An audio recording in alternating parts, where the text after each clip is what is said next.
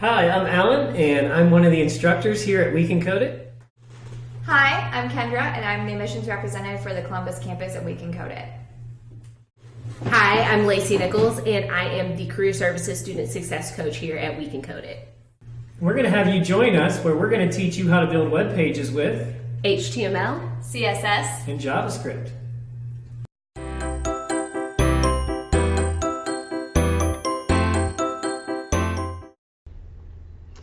We are going to use a great resource for the front end and with developing websites called Copan. That's right, Lacey. It's a great site. It's free, lightweight, easy to use. We can sign up here with email. Just fill out our information. And you can go ahead and pause the video, take care of that. And when you get on, it's going to look like this. We have a few windows that we can work in, and we're going to go ahead and just remove our JavaScript window for now. It's not a tool that we're going to use quite yet. Well, let's get started building our HTML. Yeah, we're going to start over here in our HTML, and we're going to start with a div. And div is sort of like a divider for our page. It will handle some of the content that we have.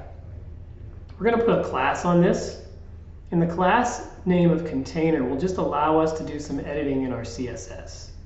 So that's going to be a good way to just organize that. So every one of these tags has an opening and a closing. So notice I'm going to also close off my tag with a /div. Okay, inside of this tag, we're going to put a section. A section kind of does what it's already really saying here. It's going to create a section of content for us. So let's add some elements in this section. How about an H3 with some text, a button, and an image? So what do you think there, Lacey? We can just put something like generic image title for that. Looks good to me. Put a click label here on our button. So those are pretty self-explanatory tags, as Lacey had said, an H3 and a button. The image, we're going to actually use an abbreviation here of IMG. And there's going to be a little extra step there when we're dealing with our image. So notice it's going to have a source, and this source will be the location of where that image is. What do you think, Lacey? Should we go on the internet to grab an image? Why not? Make it easy. So yeah, we're going to put that link right in here in between these quotes. And I've already got one queued up for us here. I'm a programmer at a computer.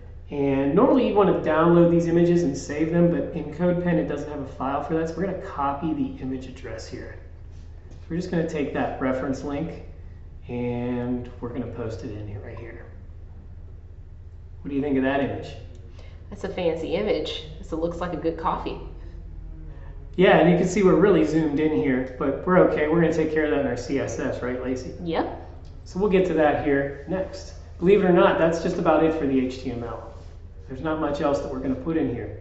We've got our simple 3 elements, as Lacey said. And we're going to put those in a section.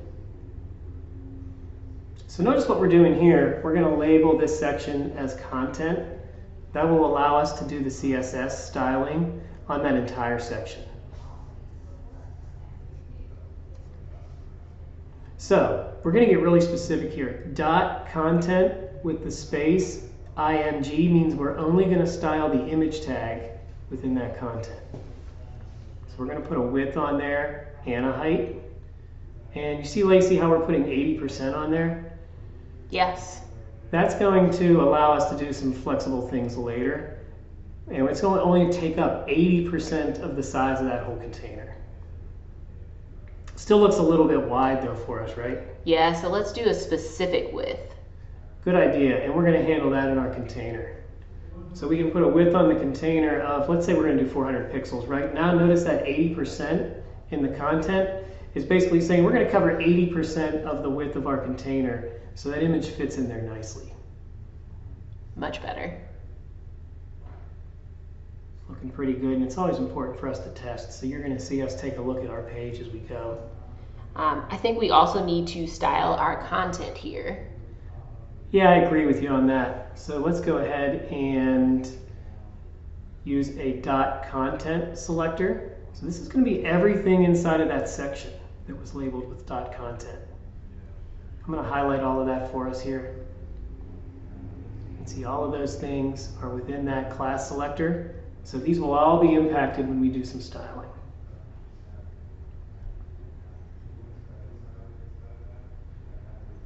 Now Lacey's a lot better than me at colors. I like to use a lot of grays to get started, and then she'll go ahead and make recommendations on some better colors for us.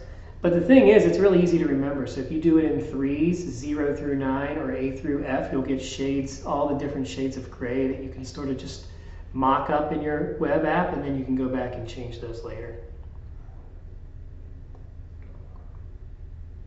So notice we're using Flexbox there, right, Lacey? Yep, we're going to use some Flexbox to control our layout in this section. And I think column's going to be best for us, so we can put everything up and down versus going horizontal. So I you can agree. see what that does. Yeah, that's kind of nice. So you see how it's off center? We're going to center it all.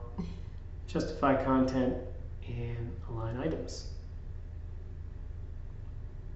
That looks much cleaner. I agree. It looks nice. It's all sort of boxed in there within our container. And we're starting to see something come together pretty quickly.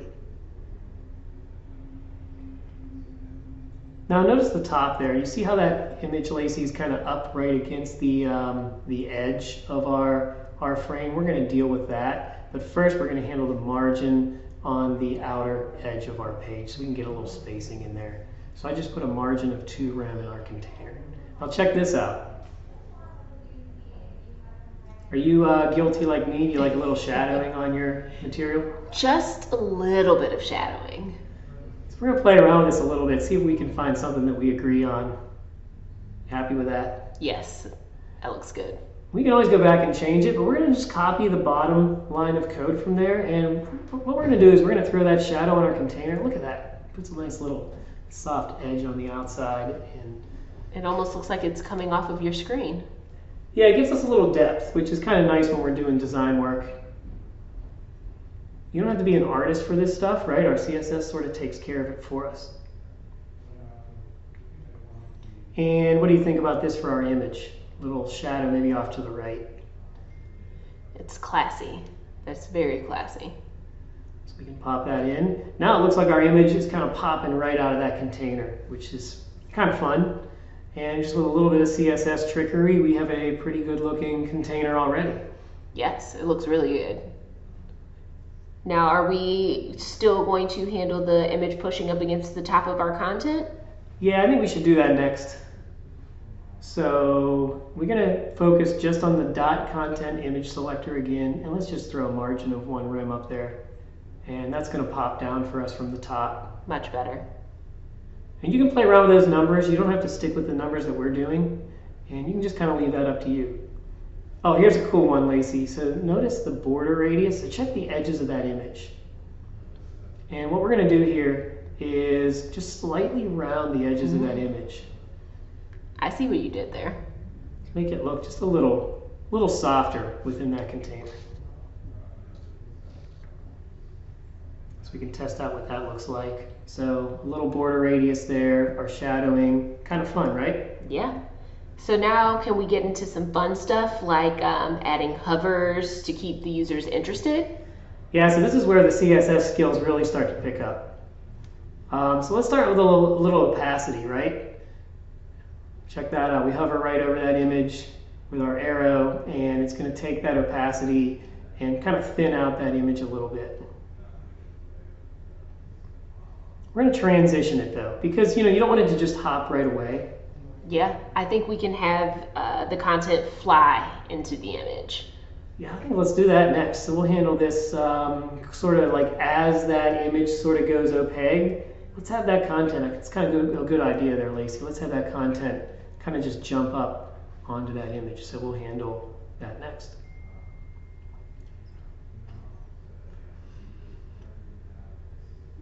So this is going to deal, so we'll do it kind of 2 ways. We'll handle it with the H3, and then we'll do the same thing with our button. So you see that -1 rem that I have there? Right. Look where it put our content. And so it's going to be at the very, very bottom of our container. Let's throw a different color on here. jumps out a little bit better for us. Yeah, I think that looks pretty good.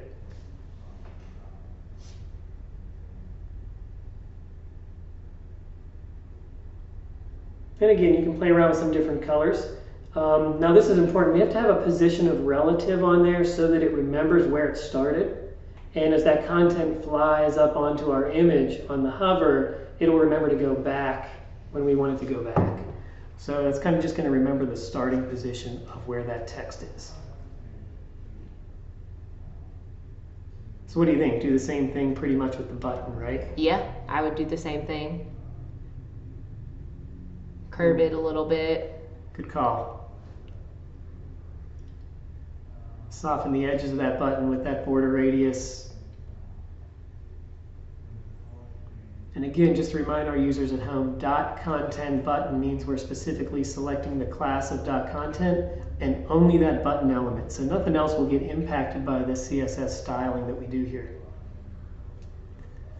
So the button we want to put in and ensure that it is right underneath that image title at all times. So we're going to do -2 rems for the bottom. I think that's going to work pretty well for us there.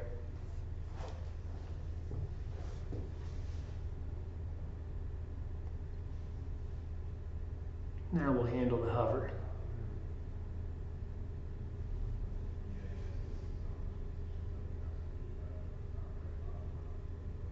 And we're going to have 7 rems on this button. Oh, I see. So we're going to have the content jump off the bottom. You got it. You got it. So we're starting at that negative value, and we're going to jump into that positive value. So it's going to remember to go to that position on our container. And notice it's only happening on the hover. So it's .content hover for the H3. You see it? See how it hops there when we test it? So only when you hover over the image. You got it.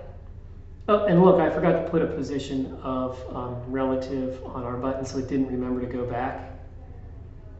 And I think we're pretty good now. So our button is going to go not quite as high, right? A little bit under our title. Notice how that stuff hops really nice right there onto our image. That looks very clean. So that was a lot of fun. It was. It was. Anything else we should do? Maybe deal with the transition here first. Yeah, I think we should transition the opacity a little. I agree with you. We'll do that for both the text and the opacity, sort of have it just ease its way in, ease its way back out.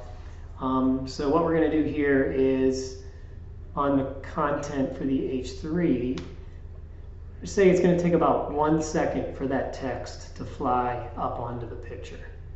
And I'm just going to copy that and we'll put it on the button as well. So let's see what that looks like. And then it just zips up there really nice. And as you said, and I agree with you, we can kind of see that it wouldn't make sense for those items to be visible down below the image. And so I think that you're right. We put that transition on these elements and we don't need to see them until they hop onto the image. So we'll have the opacity be 0, which is invisible, until we need it. That makes a lot more sense. So this is going to be pretty quick, so 1/2 second on this transition. And again, so that's the H3 element, so we can copy that for the button as well. And let's see what happens here. We're almost done. It looks good so far.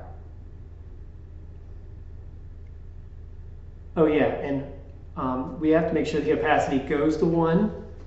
So let's put it on the hover. So it's going from 0, and then when we hover, the opacity should change to 1 for these so that we can actually see them. And then hops right on there. I think we just need to change the order of the transitions because notice we lost the text fly in a little bit. So let's just, and this will just be a small detail, but we just need to switch our transitions, I think, here. So if we can find that and just put it below the opacity transition. Yeah, just like that. That'll be pretty nice for us. I think we need to do that in both spots, but we'll see what happens. Yep, so it worked for that element. Now we need to change the other one. Change it for the content as well. You got it. Wow, Lacey, I think we might be done. I think this is a pretty cool site, if I must say so myself. Yeah, one small piece, one small feature. If we can do it, you can do it at home, right? Yes.